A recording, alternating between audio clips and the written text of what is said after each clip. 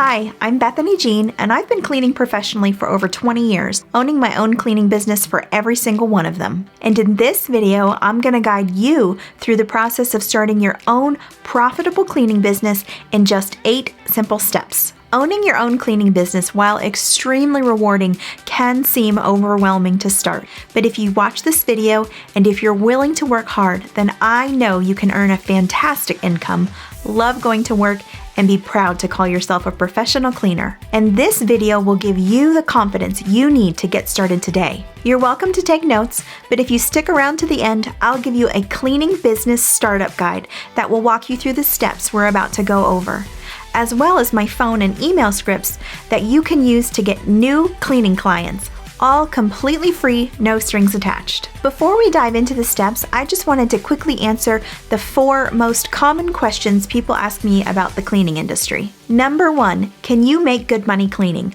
Absolutely yes. I started cleaning to support myself through college, but after I got my degree and graduated, I learned that I could make way more money cleaning than I could with my degree, and I'm still cleaning today for that reason. And this will be true for you whether you want to build a big cleaning business with employees or keep it a one-person show. It is very possible for one-person cleaning businesses to make 6 figures a year, even working part-time. And businesses that scale with lots of employees can do millions in annual gross sales. Number 2, will people respect you if you're just a cleaner?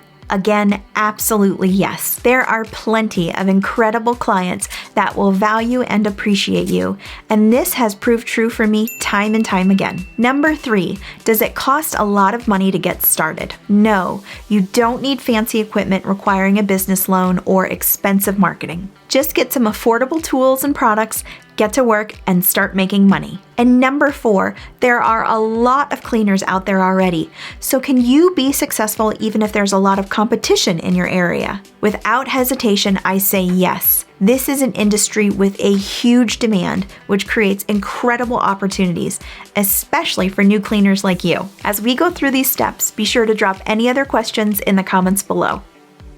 This brings us to step number 1. Write down your goals and the dates you want to achieve them by. Some might simply refer to this as your business plan. For example, do you want to create a full-time income, or is this just a side hustle? Do you want to work alone or have a few employees, or create the biggest cleaning business in your area? Do you know yet if you want to specialize in residential, commercial, vacation rental, or construction cleaning? How much money are you looking to earn each week, month, and year? What hours do you want to work? The reason writing these things down is so important is because these goals will shape your future decisions, limit the amount of time you waste, and reduce the mistakes you make along the way. But if you don't know the exact direction you want to go yet, that's okay. Don't let that stop you from starting. Just start with the goals you do know and see where it takes you. But write these things down so you can work towards them starting today. And if you already know at least one of the goals you have, be sure to put that down in the comments below so I can cheer you on. Step 2 is to pick your business name. This does not have to be complicated, because at the end of the day, your success in this industry is not about your business name. It's about your professional nature and whether you know how to actually clean. If your goal is to grow and sell your business, then you shouldn't use your personal name. But many cleaners do use their personal name, and it serves them just fine, especially if they are focused on residential or have no desire to ever sell their business. Just make sure your business name very clearly states what it is that you do. If it's just cleaning, then ABC Cleaning. If you also do home organization, then ABC Cleaning and Home Organization. You get the idea. In the free cleaning business startup guide, I have tons of ideas to get your creative juices flowing. Step 3, register your business. Once you have your name figured out, then go see if that name is available. Where to look depends on where you live. For example, in the United States, it's generally by state, but you need to register your business name before you invest in things like business cards. There's nothing worse than getting far into your business setup and only then realizing that your name is already taken. Part of this process is also choosing your business structure. Again, using the United States as an example, you could choose a variety of tax structures, but the 2 most common for new cleaners are sole proprietorships and a single member LLC.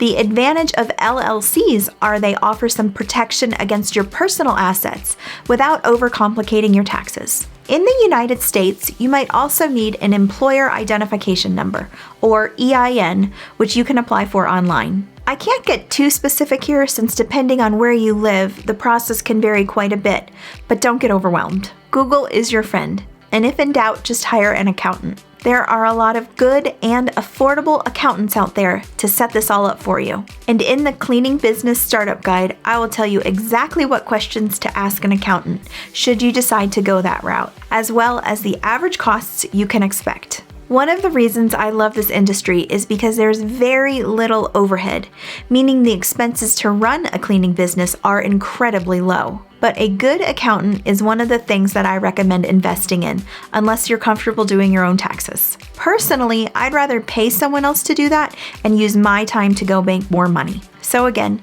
register your business as soon as you have the name figured out. Step 4. With your business name locked in, now it's time to think about your marketing materials, but don't get carried away. The only thing I recommend getting when you're just starting out is business cards. Don't worry about a website or setting up social media or fancy flyers or branded clothing. Start with a high-quality business card. To this day, I don't have a website for my day-to-day cleaning business because I just don't need one. I talk about this more in my online course. But I do invest in high-quality business cards because they can help you make an excellent first impression. Everyone I hand my card to compliments me on them, which helps me stand out. There are a lot of providers online, and I've used a few of them, but they're all about equal in quality and in service. Just invest in the nicer and thicker cards as opposed to the cheapest option. Now is also a good time to set up a new email address to print on that business card and record a professional voicemail message. Keep your email address professional, like abccleaning@gmail.com. not BethanyLovesCats@gmail.com. And in your voicemail, make sure that there aren't any screaming kids or barking dogs in the background. Keep it calm, simple, and professional. One other thing cleaners often include in their business cards is whether they're licensed and insured, which brings us to step 5. But before that, if you're finding value in this video, please hit that like button as it really helps out my channel. So step 5, do you need to be licensed, bonded, and insured, and do you need any other cleaning certifications? Let's take these one at a time and start with licensing. In certain industries, a license is needed to show that you're legally permitted to conduct business in your city, municipality, or state, but it varies by location and profession. For example, where I live, home builders are required to have a business license to perform their work, but handymen are not. And as a cleaning professional, I'm not required to have one either. So it really comes down to this: what is required where you will operate your business? If you don't know, you can easily find the answers online, or here's another reason you might consider hiring an accountant, as they will absolutely know the answer.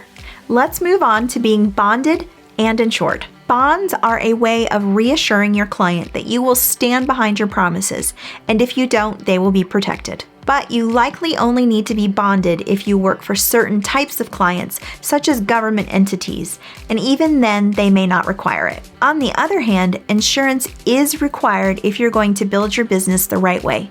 Specifically, you need general liability insurance. This protects you as well as your clients, and the good news is that it usually isn't that expensive. At the time of making this video, I only pay around $50 a month for a $2 million policy. You can get free quotes from a variety of providers, or even find a local agent to compare rates for you, which I recommend since, like so many other things, the requirements vary depending on where you live. And a pro tip: I have found that it pays off to buy insurance from well-known companies like Hartford or Liberty Mutual here in the US. They really aren't much more expensive than smaller companies, but they make you look way more professional and make the client feel better protected. Workers' compensation is another type of insurance that you could need, but it's not usually required when you're just starting out unless a client is requesting it.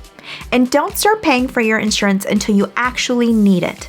Just get your quotes lined up and then purchase it when you start going on interviews. It should only take about 24 hours to get your coverage activated once they've built out a quote for you. And lastly, what about cleaning certifications? These might be needed for certain types of advanced cleaning like mold remediation. But for general cleaning like scrubbing toilets and dusting bookshelves, they're not usually required. If you Google cleaning certificate or cleaning certifications, you will find all kinds of online courses that promise completion certificates. But that doesn't mean that they are a requirement in this business. It goes back to what I said earlier. Your success depends on your professional nature and whether you know how to actually clean, not on whether you took Bethany Jean's cleaning course.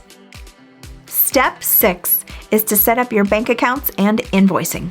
Every bank requires different documentation, so ask before you go in. But since you've already registered your business, you should have all the paperwork you'll need. I have my insurance premiums deducted from my business bank account, so this step goes hand in hand with purchasing your insurance. Once you have your bank account number, you can figure out how you'll invoice for your cleaning services. There are lots of apps and websites like SquareUp and QuickBooks, and some are even completely free for invoicing and income tracking purposes. The only time you might have to pay fees is if you want to let a client pay with a credit card, which can actually save you a lot of time if you're okay with the fees. But another option is to just use the app for invoicing and then let the client pay you in any number of ways, from cash to check to Apple Pay. But if you keep all of your invoicing in one app, it really simplifies your accounting at the end of the year. I have more info about the invoicing system that I'm currently using in the free guide. Step 7 is purchasing the other physical products you'll need for this business, but don't worry, it's not as much as you think. Let's start with work attire. You don't need fancy branded clothing, but you should always look professional, and this will really set you apart from your competition. When I clean, I wear nice jeans, a polo shirt with clean running shoes, and I keep my hair and makeup consistent. And when I interview, I step it up even more. This is one of the ways I attract much higher paying clients. As far as equipment and products, my clients are trained to maintain everything I need to clean their properties, so I don't have to pay for everything or carry it all from job to job. But I do carry a cleaning bag with some tools I consider essential, as well as cleaning towels and mop heads. But everything else is provided by the client, even the vacuum. While there are some exceptions, if you take your own vacuum from client to client, you are spreading germs and allergens. Obviously, what products you use will depend on a bunch of different factors, but if you want to see all the products I recommend, then be sure to request your startup guide at the end of this video. And last but not least is step 8, which is learn how to clean the right way. You can be the best salesman on earth, but if you don't know how to clean properly and what products to use on what surfaces, you will not be able to keep your clients happy or know how to train your staff when you get to that point. The biggest complaint I hear from new clients looking to hire me is about damaged surfaces from their prior cleaner not knowing what they were doing. So invest the time into getting your cleaning skills dialed in, and you will find much success in this industry. In the guide, I tell you where you can learn more about my cleaning methods and techniques. So to recap, it is not as hard as some people make it out to be, and you can make an incredible income and grow your cleaning business as big as you want it to be. As I said earlier, 6 figures a year is very attainable for most cleaners working alone, and you can earn well beyond that if you grow your business with employees. And the best part is that once you have everything we talked about set up, it's just about finding your first client. Once you do, you will quickly grow from there by getting quality referrals. But you're probably left with some other questions like, how do you find your first client and beyond? How do you interview with those clients? How do you bid jobs? What should you charge? How do you know when to add employees? And how do you become the cleaning professional everyone wants to hire? Well, of course, subscribe to this channel for more content that touches on all of that. But also be sure to check out my online course linked below for immediate detailed answers to those questions and so much more. And just for visiting the course page, I'll send you that new cleaning business startup guide and the scripts I use for going after new clients, all completely free. Thank you so much for watching. I hope you found all of this very helpful. I believe you can build the business of your dreams, so get started today. Have confidence in yourself and know that I'll be here to help you build something you love. Go get your free startup guide now by clicking the link below, and happy cleaning!